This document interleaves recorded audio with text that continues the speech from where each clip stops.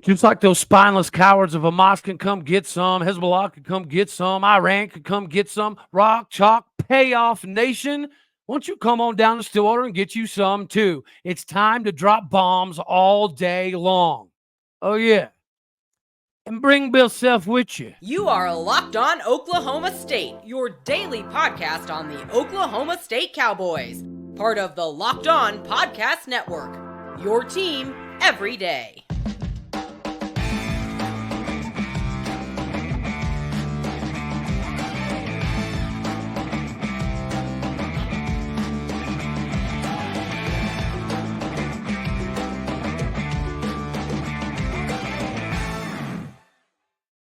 Howdy, y'all, and hello, all. Welcome back to Locked On Oklahoma State, your daily stop for all things Cowboy and Cowgirl related. My name is Cody Stovall. I want to thank you for stopping by to make this your first listen here on Locked On Oklahoma State. We're available on every single podcasting platform, visually as well on YouTube. Find me on Twitter personally at AllDayOState. Today, we're partially brought to you by FanDuel. Go get your money right. It means more at all times with FanDuel. Go to FanDuel.com. Today, we get to discuss dropping bombs because that's precisely what needs to happen. We know that there's going to be a fight up front. We know there's going to be a fight in the box, in the phone booth, the whole 9 yards. So that middle front seven is going to be muddy waters of craziness. We found some exploitable areas defensively in the holes of Kansas State that we were able to take advantage of. This is going to be the same. We know that we're going to load the box and try to stop the run. We also know they're going to do the same thing, not because our running backs have been setting the world on fire, but because of the deficiencies we have in the passing game, or at least that's the perceived deficiency that we have is in fact in the passing game. It's not the same as KU's. That's the beauty of this. If, right, I understand it's a big if, but if we can control their running game and make them pass, they're thrown right into our bread and butter, which is our secondary. That's precisely what we want. I don't know that the same can be said on the other side of the coin, primarily because of the wide receiver game. As we discussed Monday, would Jason Bean probably start for Oklahoma State? Yeah, probably. But this triple option attack and his speed is what makes him such a weapon for KU. The fact that Alan Bowman can still drop dimes, I understand the crawdaddy thing is bothersome. But the dude can still backpedal 18 yards and drop a 50-yard dime sidearm. How? Don't know. It could be magical to see what he could do if he actually stayed in the pocket, but that doesn't matter. What matters is if you can take the top off the defense. If you look at KU's wide receivers as opposed to Oklahoma State's wide receivers, there's not a big comparison. Yeah, they've got the Okie that got away, right? He's a big target, but he's number 3 in receiving yards for them. Luke Grimm is number 2. Number 1 is Lawrence Arnold. We watched Lawrence Arnold kind of come out of his shell in Stillwater a couple of years back. But are any of them they're not Dijon Stribling, but we don't have Dijon Stribling, so that sucks, right? But Jaden Bray, when he's not dropping the ball, no. Nobody on that roster is as good as Jaden Bray. Is there anybody on that roster that's better than Brennen Presley? Abso-flippin'-lutely not.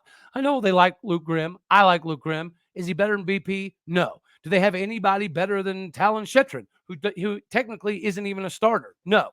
Do they have somebody that has the versatility, capability, and ability of Rashod Owens to play every single wide receiver position on the field and tight end seamlessly? No, they don't. So if you look at the weapons that Oklahoma State has compared to the weapons that KU has, if you can stop Devin Neal and Daniel Highshaw Jr. and Jason Bean, I know it's a big task, but if you can do that, we have the advantage.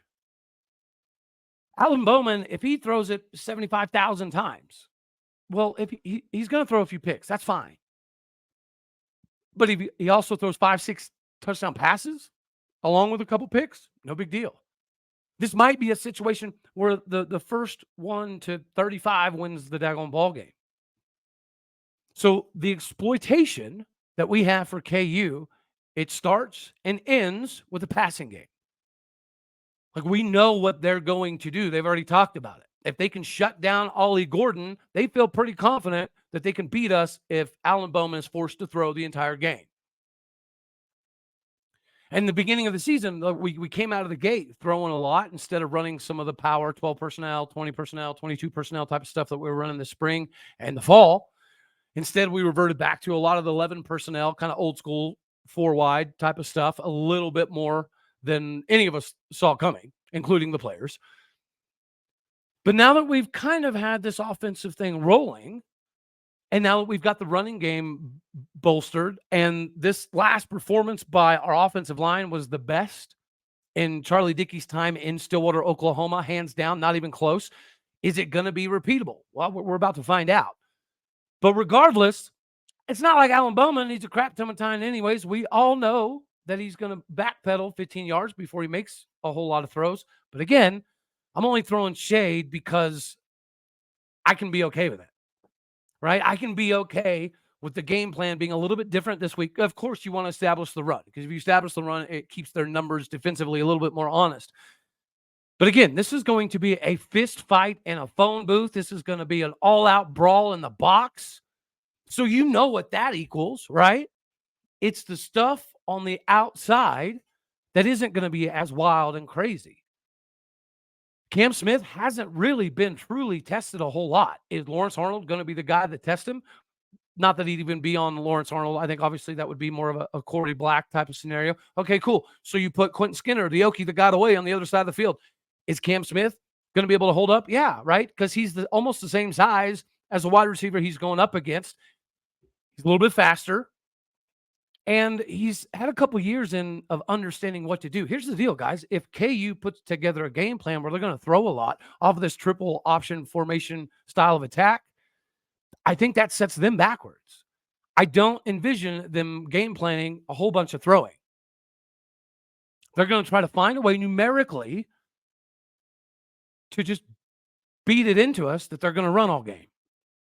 So as long as we answer that bell pretty early, I think the winner of this game is who has the most success deep.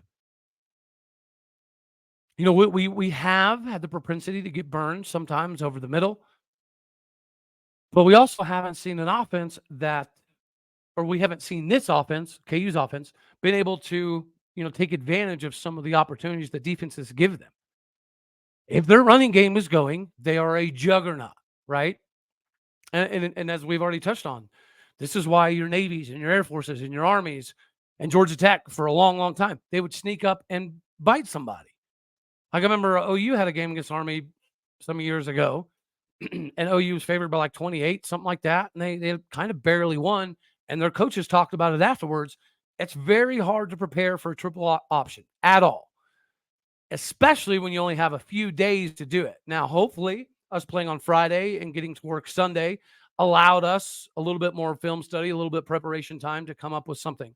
But again, this has got to be the game where Alan Bowman, Gunnar Gundy, Ollie Gordon, it doesn't matter. Somebody's going to have to start dropping bombs. And we just got to let the chips fall where they may. If we start dropping a bunch of bombs and they start getting a bunch of picks, it is what it is. But I know that if we do that, then it'll open up the running game a little bit more. They're going to stuff the box to start the game. So are we.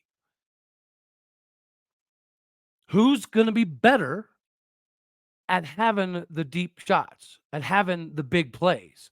If you get Jaden Nixon, Ollie Gordon, Brennen Presley, if you get those dudes in space, the money's got to be on us. 100%. And as much as Alan Bowman has his deficiencies when it comes to some of the decision-making when he does go downfield, at some point in time, you just got to do the 50-50 thing and say, I'm going to trust my wide receiver to beat that guy, to out-jump that guy, to high point the ball over that guy. That has to be this game. Like in the beginning of the season where we're trying to throw the ball around and we're rotating, 173,000 dudes, that's difficult on anybody, any quarterback, any position. But now that we've kind of got some of that ironed out, some of that should get a little bit easier. It should become a little bit more manageable. And if we don't take deep shots in this game, this is not a kick 5 field goals and win style of game. It ain't going to happen. Now, I don't necessarily know that it's going to be a shootout either, but if we can put them in a position where they have to come back from a pretty good size deficit, force them to throw the ball, That's where I think our success lies in this one. And we'll talk about some more of the wide receiver, tight end, running back stuff here in a second. But ladies and gentlemen, real quick, we got to talk about FanDuel. This is America's #1 sportsbook betting partner for a reason. This is a reason that you need to be able to jump on. Right now, our new customers get $200 back in bonus bets, guaranteed, win or lose, when you place a $5 bet. Again, that is $200 back in bonus bets, win or lose, off of a $5 hurrah. If you're thinking about joining FanDuel, there's no better time to get in the action. The app is safe, secure, and super easy to use with a wide range of betting options, money lines, player props, over-unders, Heisman's, futures, whatever. Visit FanDuel.com/lockedon to kick off your NFL money-making season the right way. Again, that is FanDuel.com/lockedon. Locked on, all one word. Kick off this thing. Get your money game up. Get your money game right, especially if you listen to me and you hammered the over, okay? Speaking of hammering the over, as we just already alluded to, that's what we need to see out of this whole game. We know what KU offers. We know what KU provides.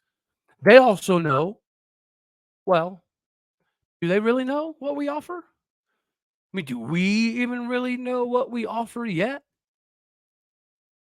If there's any bright side to the rotation of madness, it is this. It is the lack of preparation. It didn't go like we wanted it to, right? Ideally, we would be in this position right here, right now, while being undefeated.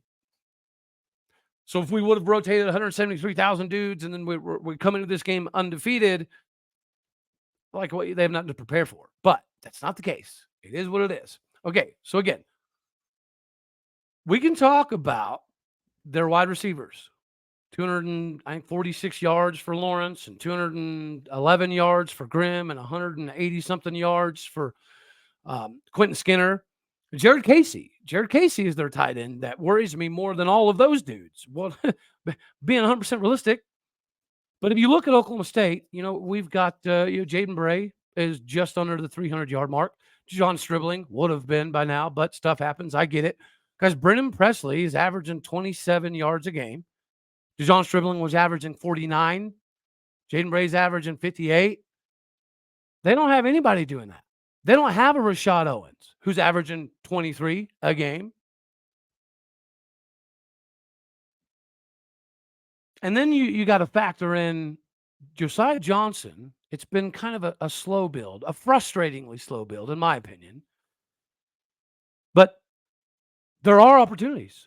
If you look at the gaps in Kansas, a lot of teams that exploited them were, again, on the third and long, delayed handoff type of stuff, deep shots, and the tight end fullback game. Like every single team they've played has had a tight end catch a touchdown against them. Every daggone team. And it's because of the areas of exploitation. So again, we found a way offensively through Gundy, Dunn, osmosis, don't care. We found a way to put all this stuff together to have a good game plan for Kansas State. We kind of threw them off their heels, and we hit those areas that on film had been open all year. So if we follow the same blueprint, this should be a very big day for Josiah Johnson. I think a lot of us would like to see Braden Cassity get a little bit more involved. I think a lot of us would like to see what we saw over the spring and the fall, which is Braden Cassity getting handoffs. Quentin Stewart has kind of morphed into this guy that can do a little bit of everything, right? The jack of all trades style of dude. Maybe this is a game we get him a little bit more involved. If we take the top off the daggone defense and we find a way to get our tight ends involved, this could be a W. We historically haven't schemed ourselves super well, but we did against Kansas State. So now we do have that blueprint of what we can do successfully. And again, the exploitation voids that they have, we have the guys to take advantage of that.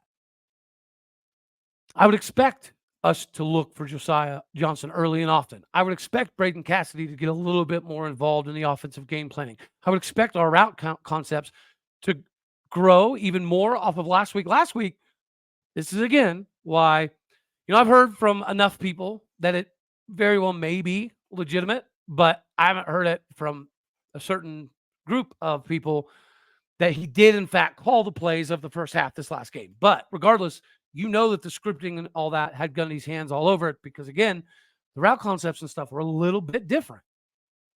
We were a little bit more experimental. We were a little bit better in isolating some of their defensive backs to get the matchups that we wanted. That's the breath of fresh air that every team wants to see, that we've been hoping and wishing and waiting to see. And we finally saw it. So if we can take the top off of the defense and we can get Josiah Johnson involved early, we can get Jaden Nixon involved early, make them respect the passing game, then we can see what Ollie Gordon has up his sleeves. We can see, I don't think Elijah Collins has been getting enough carries. Like, he was killing it this spring, but so is Garrett Rangel, right? That's the difference between the season and spring and fall. I get it. Just like the offensive line. Offensive line looked phenomenal. But when you get in real game situations, their communication, their ability to pass off and pick up blitzes, it wasn't great. K-State looked like a completely different team. It's part of the Brian Nardo buy-in. It's part of the JW, Benny Tonga, Wozniak, Hammersmith. It's part of all of that buy-in. And, of course, the player-only meetings, that helps too. It didn't help for Iowa State.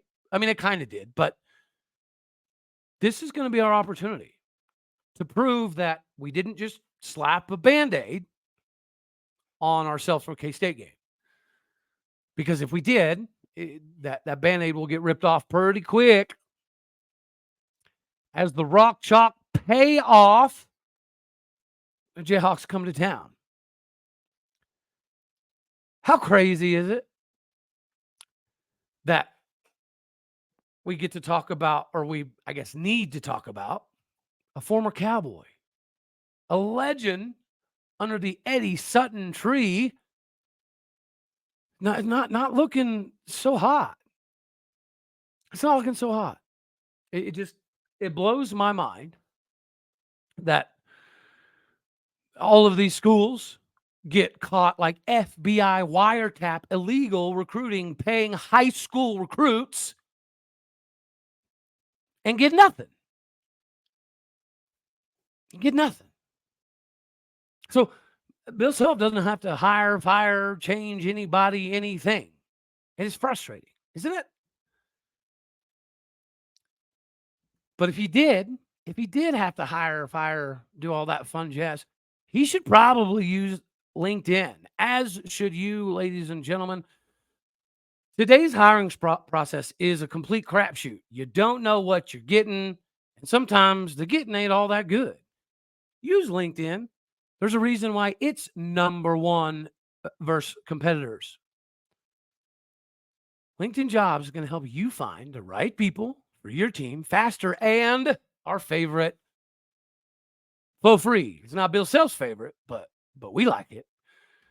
Just go there. It's super easy to create a job, right? Post it, then add your job to the purple hashtag hiring frame to your LinkedIn profile and spread the word that you are in fact hiring. We've got simple tools. We got screening questions and things that make it super simplistic for you to focus on the right candidates with the right skills and experience for you to interview them right away. Again, these are reasons why small businesses do rank LinkedIn Jobs number one in delivering quality hires versus all of the leading competitors. Post your job for free today at linkedin.com/lockedoncollege. All one word, Locked On College. Again, that is linkedin.com/lockedoncollege. Post your job for free today. Terms and conditions do apply. Back to our buddy, Bill Self. And, I like Bill Self. I actually disagreed with the decision heavy-handedly to hire Sean Sutton because of, Eddie Sutton giving us a few more years. So we basically told Bill Self, no, we're good. We don't want you. We're going to go with Sean Sutton. So he goes to KU, and then he has this magical, massively successful career But could you imagine what Oklahoma State would be looking at if Bill Self was our coach? Boy, howdy, I tell you, you already know, we wouldn't be playing in a postseason game for years. Right? And we know this because we got banned from the postseason. We got stripped of scholarships for a couple of years because of one $300 payment to a current player on the roster from a dip spitting coach that we fired immediately. And then we made the player, Jeffrey Carroll, pay the $300 back to the coach that we kicked out of town. And we get hammered hard. But places like KU, Louisville, and Arizona, and LSU, and I think Marquette was even involved in some of this crap too, they can get caught FBI wiretap. They can get caught destroying emails and phones physically and get literally, like, they can go from 5, 6, 7, 8 level 1 violations, which is what Oklahoma State got, a level 1 for a $300 payment to a current player that was going to the NBA that we made pay back, kicked the coach off, gave a self-imposed penalty, reported ourselves to the NCAA so we could get ahead of it. And the reason this is so maddening is not just because Bill Self is a Cowboy legend, played for Eddie Sutton, part of that tree, should have been a Cowboy, yada, yada, yada. What's maddening is, like, I had this conversation with my 8-year-old daughter. And she's not a rocket scientist yet. But even she was able to say, well, how come we got in trouble and they don't get in trouble? And I was like, yeah, I don't know, baby. And she was like, well, we told the truth on ourselves so it would help us, right? And I said, yeah. And she said, but it made it worse? And I said, yeah. And she goes, so being honest was a bad thing for Oklahoma State? Yeah, honey, it was.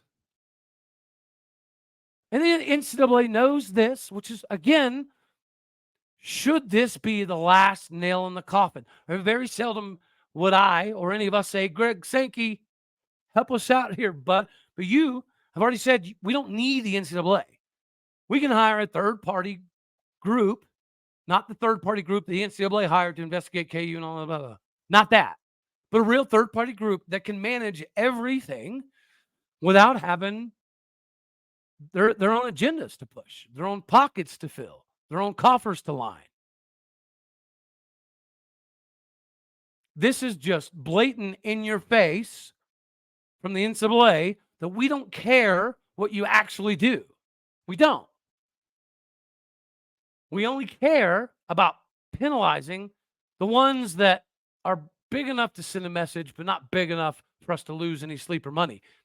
Perfect case in point. Oklahoma State should have gotten whatever their sentence was when we had Cade Cunningham on the roster. But the NCAA saw the dollar bills of the number 1 overall pick. They needed him in March Madness, so they postponed it. So they helped Oklahoma State when they knew it was going to make them more money. Final Four ticket sales. That's all it's about. So if I know it, you know it, now the whole world knows it, and it's blatantly obvious. Like, there's no secret here.